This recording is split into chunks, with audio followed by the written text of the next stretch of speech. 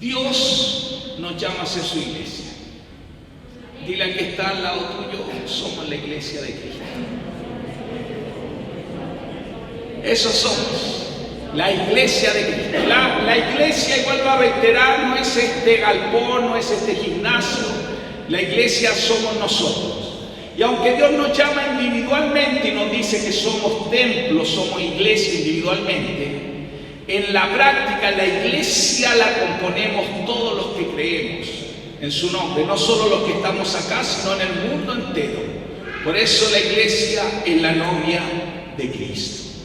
Y hemos estado hablando de características que debemos poseer, de características que debe poseer la iglesia. Es tan importante esto, hermanos, que nosotros no solo vayamos oyendo la palabra, sino practicando. ¿Por qué? Porque Dios nos está llamando. Yo no sé si usted, no solo lo digo yo, lo veo que Dios está llamando a este tiempo más que nunca a que la iglesia sea una.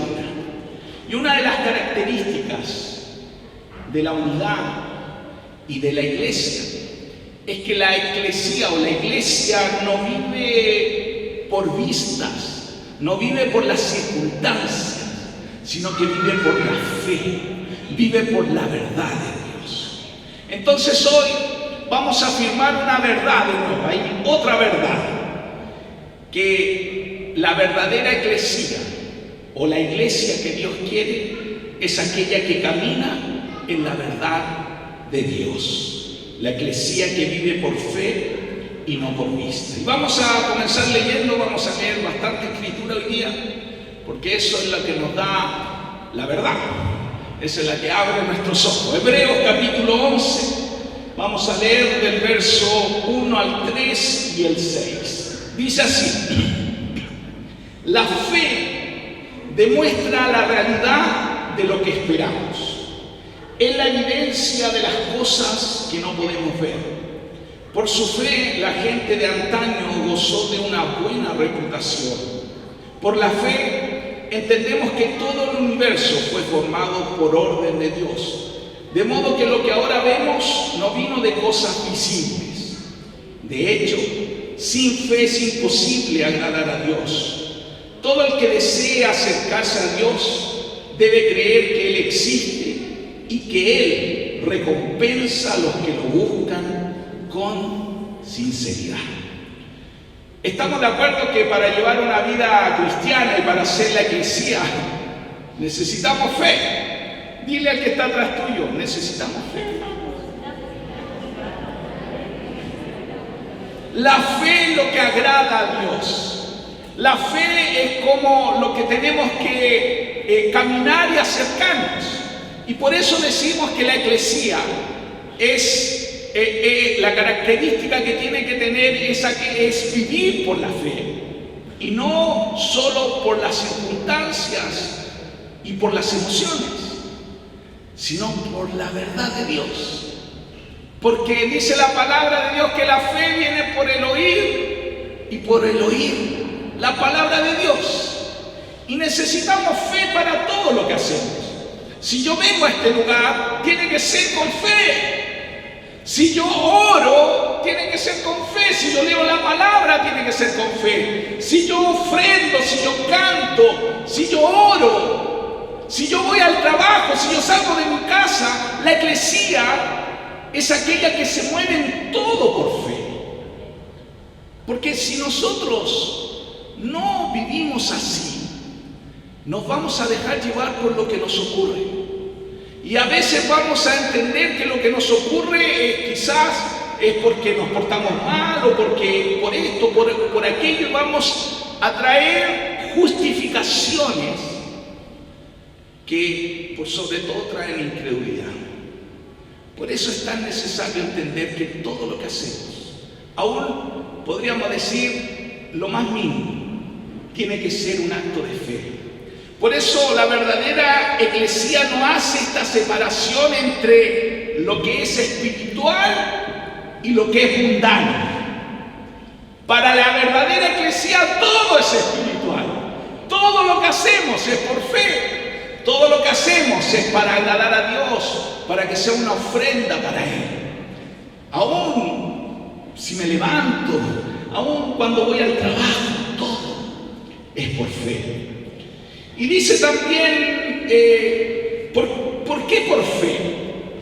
Porque un verdadero discípulo, ese que aprende, ese que cree, es aquel que cree, tiene fe, todo lo que Cristo dice y hace todo lo que Cristo manda. Para yo poder creer y para yo poder hacer, tengo que tener fe. Esto es necesario en nuestra vida. Y obviamente la fe no está en contra de la razón. A veces sí. Pero sí la fe está en contra de las emociones muchas veces.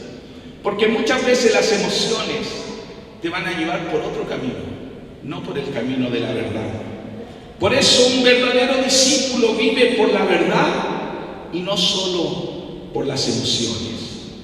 Como dice también Hebreos capítulo 10, versículo 35 al 38, por lo tanto, no desechen la firme confianza que tienen en el Señor.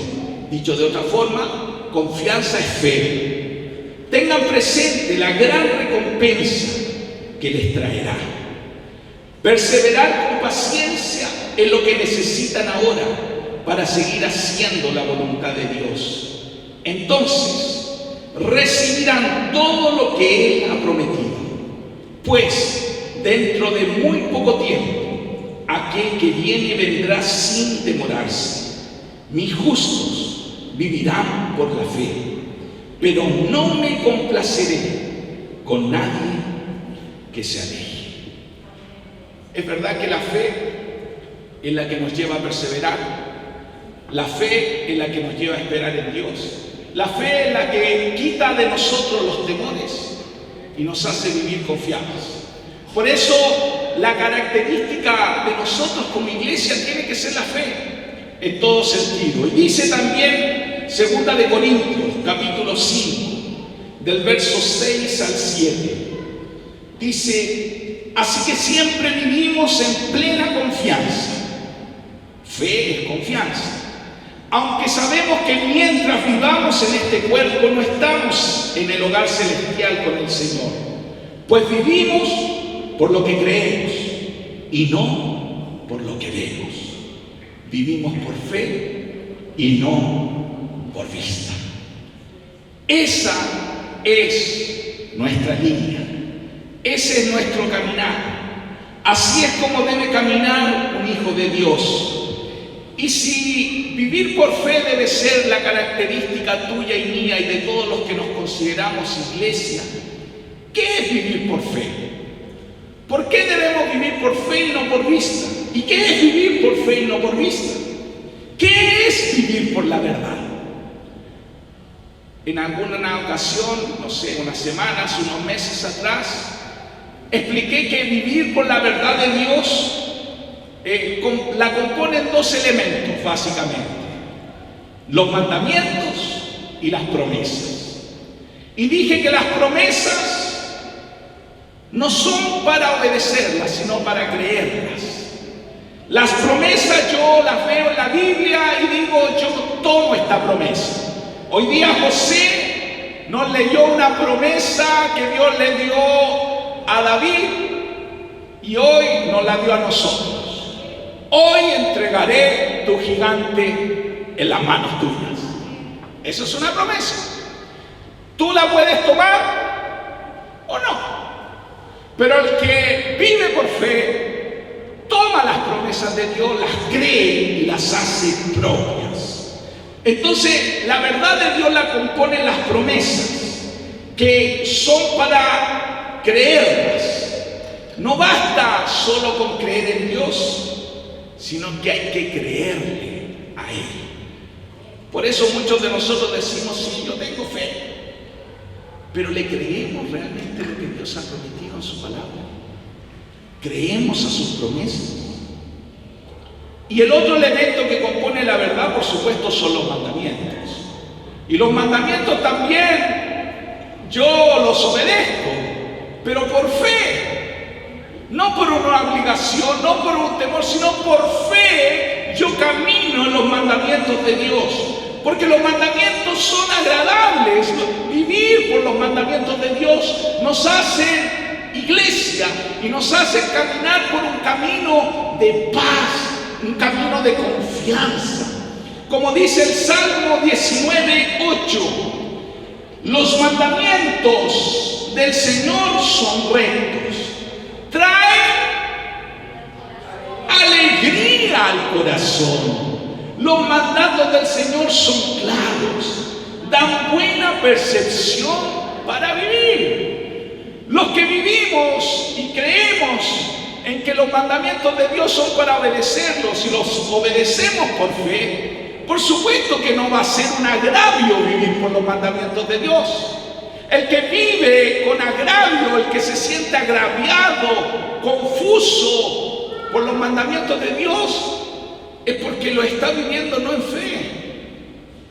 Quizás lo vive por una obligación, por un deber ser, por cumplir, pero no por fe.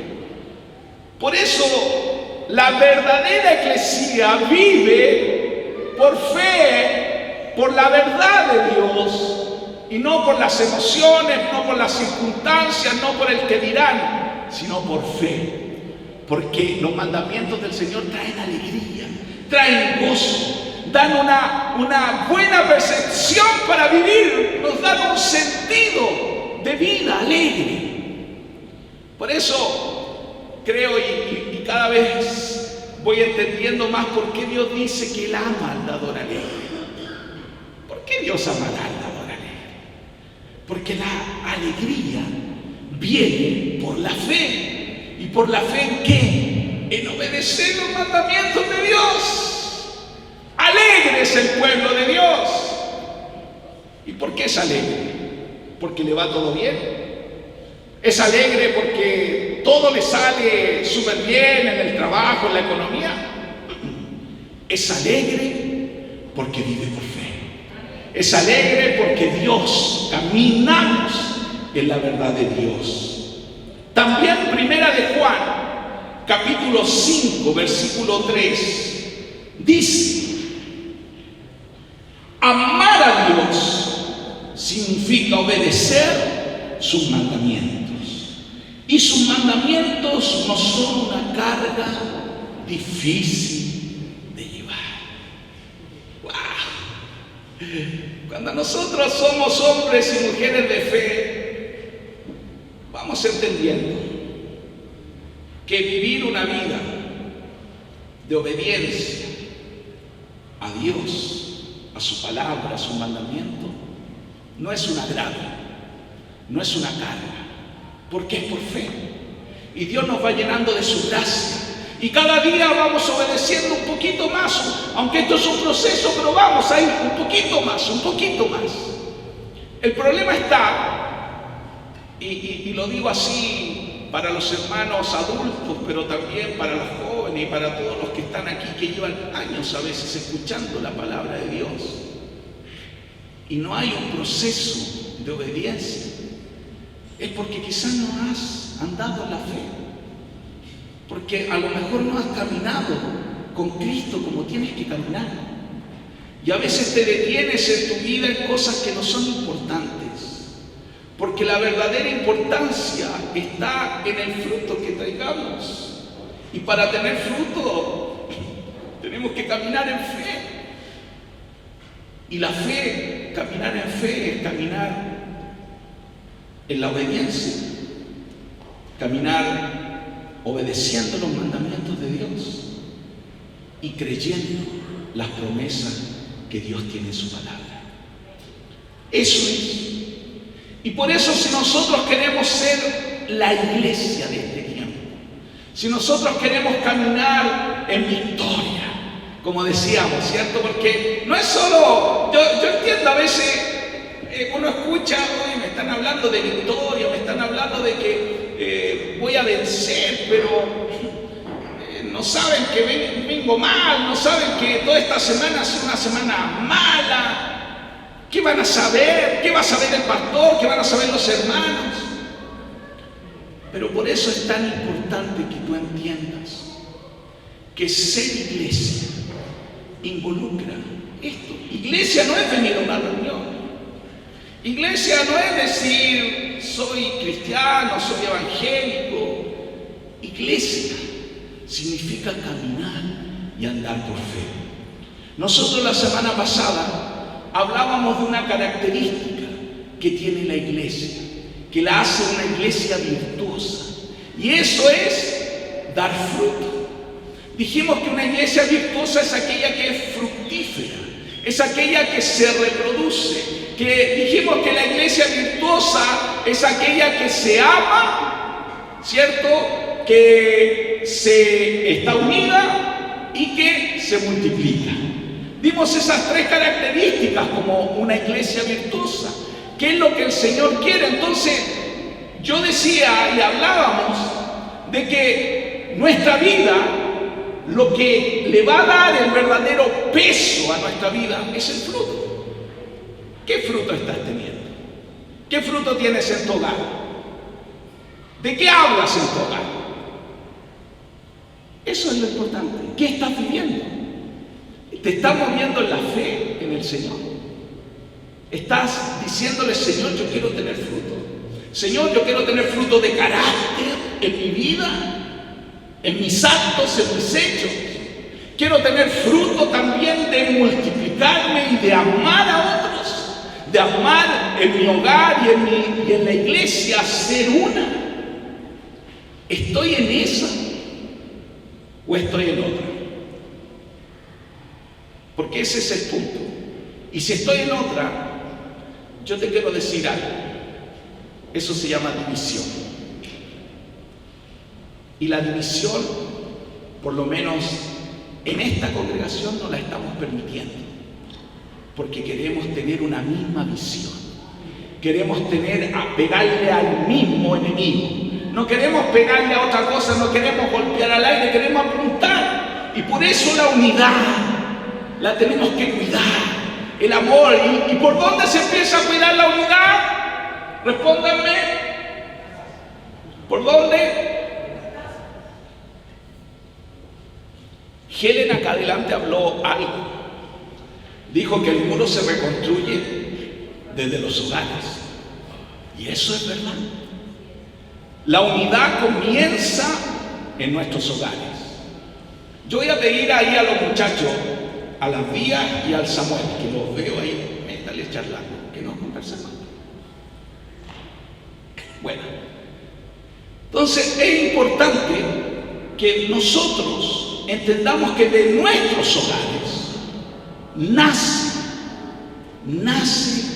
la unidad. Nace esto de querer ser uno, de querer amarnos. Si yo en mi hogar empiezo a pedir perdón, a perdonar y a fomentar la unidad en mi núcleo familiar, va a ser mucho más fácil fomentar la unidad aquí en la iglesia. Esto es lo que Dios quiere. Y por eso tiene que ser una característica de la iglesia esto, el amor, la unidad y la multiplicación. A esto Dios nos ha llamado. Y por eso creo que para dar fruto es tan necesaria la fe. Es tan necesario caminar en la fe, vivir por fe, andar por fe. Y vivir por fe y andar por fe, ya lo acabo de decir, es vivir por la verdad de Dios, obedeciendo sus mandamientos y creyendo a sus promesas. Y hay una palabra que para mí es como casi una receta para dar fruto. Y esa palabra está en 2 de Pedro, capítulo 1, del verso 3 al 11. 2 de Pedro, capítulo 1, versículo del 3 al 11. Y dice lo siguiente: mediante su divino poder, Dios nos ha dado todo lo que necesitamos para llevar una vida de rectitud. Todo esto lo recibimos al llegar a conocer a aquel que nos llamó por medio de su maravillosa gloria y excelencia. Y debido a su gloria y excelencia, nos ha dado grandes y preciosas promesas. Estas promesas hacen posible que ustedes participen de la naturaleza divina y escapen de la corrupción del mundo causada por los deseos humanos.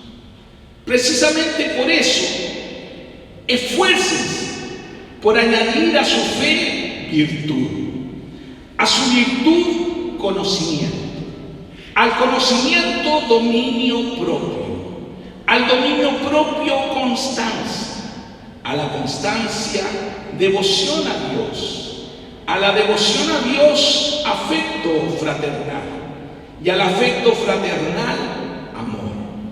Porque estas cualidades, si abundan en ustedes, los harán crecer en el conocimiento de nuestro Señor Jesucristo y evitarán que sean inútiles e improductivos.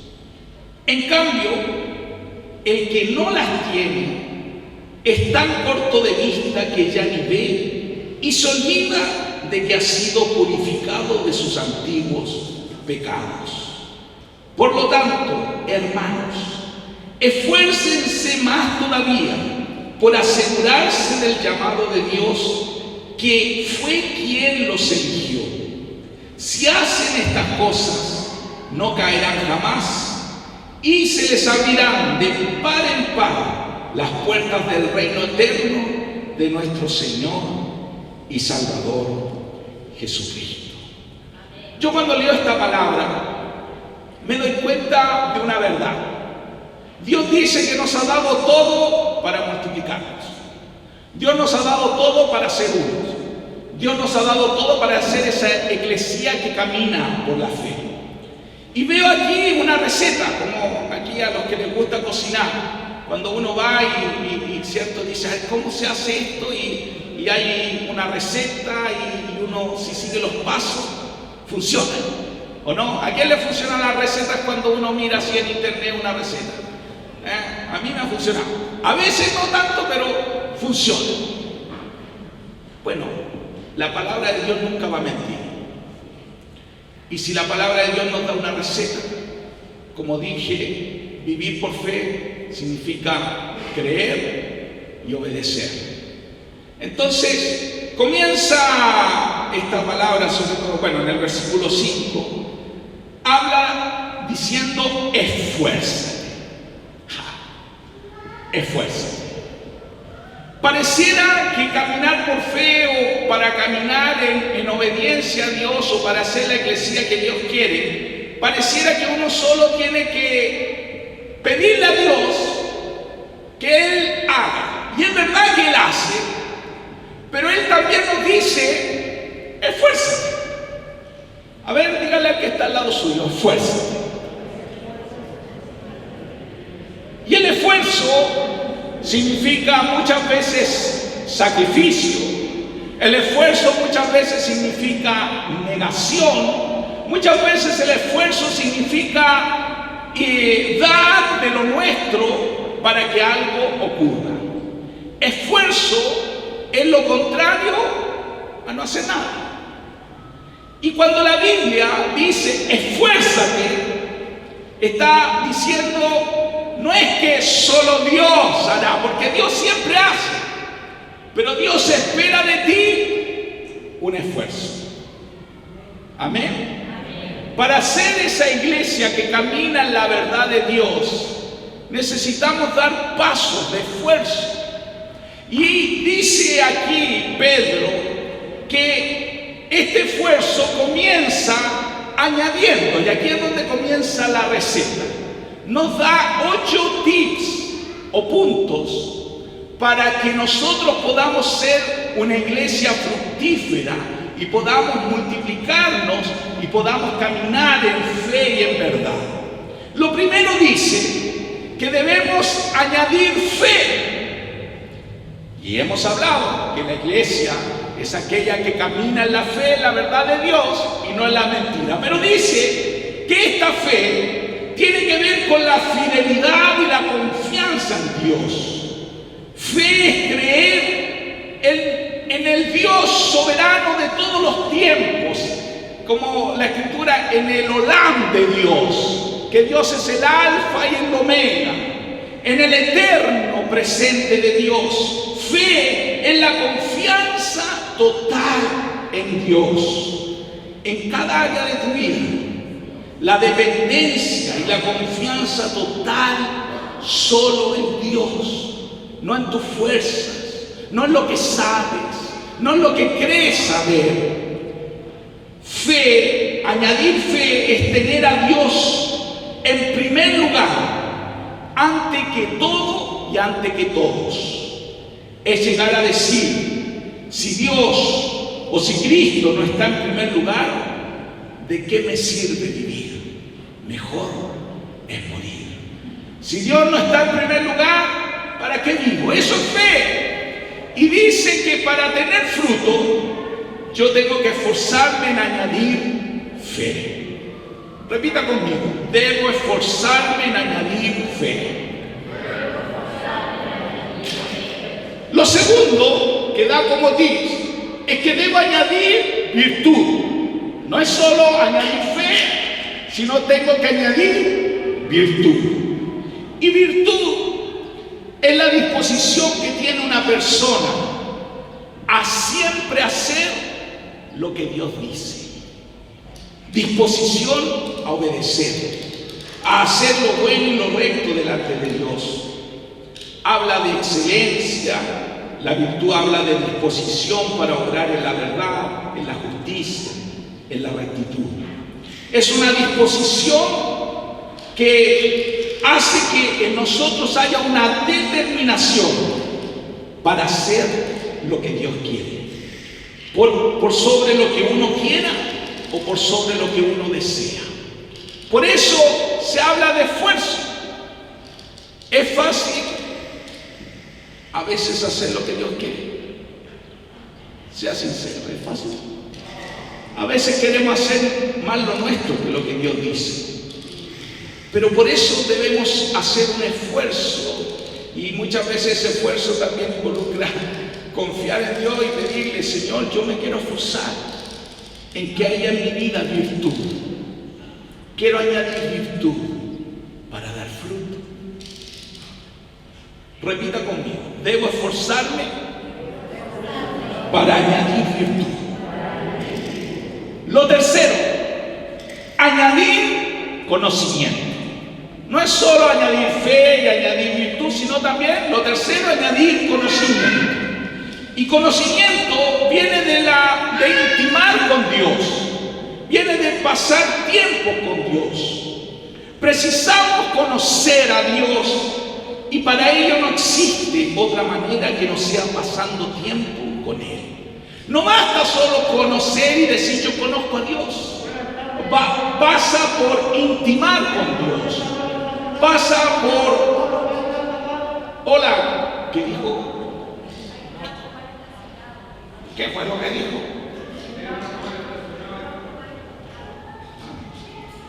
¿Y dónde será mi camioneta que estará diciendo? Capaz. Vino la policía. Entonces es importante que nosotros entendamos que el conocimiento no viene solo de una forma intelectual. El conocimiento viene realmente cuando yo tengo intimidad con Dios. Por eso, cuando nosotros pasamos tiempo orando, leyendo la palabra, teniendo tiempos de ayuno, es ahí donde me voy pareciendo a Dios y conociendo a Dios. Por eso el conocimiento habla de una inteligencia de sabiduría. Ser sabios es honrar a Dios, es conocerle, es tener inteligencia. Conoce más a Dios, busca conocerle, determina conocerle a través de la oración, a través de la palabra, escuchando su voz, dándole un tiempo. Aparta un tiempo donde Él sea lo más importante. Cierra cada día la puerta de tu pieza y de tu corazón a todo lo que es un obstáculo y determina a escuchar a Dios sin ninguna distracción. Debemos añadir conocimiento. Repite conmigo: me esforzaré en añadir conocimiento. Amén. ¿Era yo el que estaba hablando, no? ¿Estacionado? Ya. Pero no estaba enojado el caballero. Algo. Pero estaba bueno y sano, estaba enojado. Ya. Yo pensaba que donde lo vi medio así. Entonces, lo cuarto que debemos hacer es añadir dominio propio. ¿Y qué es el dominio propio? Es la capacidad dada por Dios para dominar tus malos deseos. Es la capacidad de controlar tus deseos y sentimientos. Es decirle no a todo lo que te separa de Dios, sin argumentos. Muchas veces nosotros nos justificamos. Decimos somos débiles, somos carnales. Y es una verdad, es una verdad. Pero tener esta capacidad de añadir o este esfuerzo de dominio propio es decirle no a todo lo que te separa de Dios. Es la capacidad de dominarte en todos los deseos desordenados. Decir no a todo lo que me genere una dependencia a algo o a alguien. Mi dependencia total debe ser a Dios. Decir no a los vicios. Decir no al pecado. Decir no a todo lo que me va a distanciar de Dios. Por eso el dominio propio es lo que nos lleva a dominarnos y a dominar todo lo que no te conviene. Porque te daña a ti y daña tu relación con Dios. Así que ahora piensa un poquitito, ¿qué es lo que te domina? ¿Hay algo que te esclaviza? Bueno, esfuérzate en añadir dominio propio. Esto es algo, ¿me entienden? No es algo, porque también hay palabras que dicen que esto viene como un fruto del Espíritu. Pero aquí Pedro dice que yo me tengo que esforzar por esto. Así que me esfuerzo en añadir dominio propio. Los 5 dice añadir paciencia. ¿Qué es la paciencia? Es la capacidad para tolerar, para soportar, para atravesar determinadas situaciones difíciles sin perder la calma, sin perder la paz. Es la perseverancia firme y fuerte y voluntaria y fiel a decir no perderé mi paz. Aunque lo que pase alrededor mío muchas veces atente a mi paz. Debo añadir paciencia. Lo sexto, añadir piedad o devoción a Dios. La piedad es sumisión total a Dios. Es estar apartado y consagrado totalmente a Dios. Es no tener ninguna alianza con el mundo. Es odiar el sistema del mundo que te hace un enemigo de Dios. Es tener un respeto, una reverencia, un temor a dañar el corazón de Dios más que cualquier otra cosa. Es ser santos. Es contrario a la tibieza. Es un amor profundo y comprometido que te llevará a dar la vida por Cristo antes que perderlo a Él. Por eso la palabra de Dios dice: esfuérzate en añadir piedad o en añadir devoción a Dios. Lo séptimo, añadir afecto fraternal. El afecto viene de la inclinación hacia alguien o hacia algo. El afecto fraternal es de dignidad, es amabilidad hacia alguien, es estimar o darle valor a algo, es bondad, es pensar en las necesidades del otro por sobre las mías, es demostrar tu amor a tu prójimo, es lo contrario a frialdad o a indiferencia. Es el amor de Dios que te lleva a brindarle amor a otros. A través de un abrazo, una sonrisa, una mirada dulce, un gesto, una amabilidad. Pensar en el otro, ayudar a otro, servir al otro. Mostrar con actos concretos que le amas. Por eso todo esto parte dentro de nuestro hogar.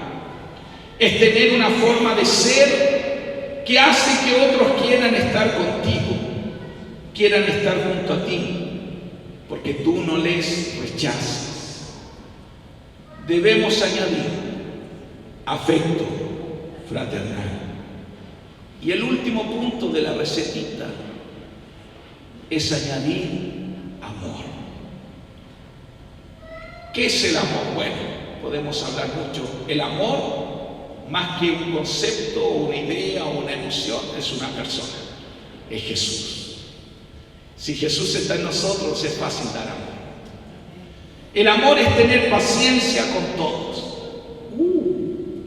es ser siempre amable con todos, es nunca envidiar ni creerte mejor que otros. El amor es no ser grosero ni egoísta con nadie. El amor es no enojarse por cualquier cosa. El amor es no pasar recordando lo malo que otros te han hecho. El amor es nunca aplaudir a los que hacen lo malo, pero sí aplaudir a los que hablan verdad. El amor es no engañar, es no mentir. El amor es capaz de todo. El amor lo cree todo. El amor lo espera todo. El amor lo soporta todo.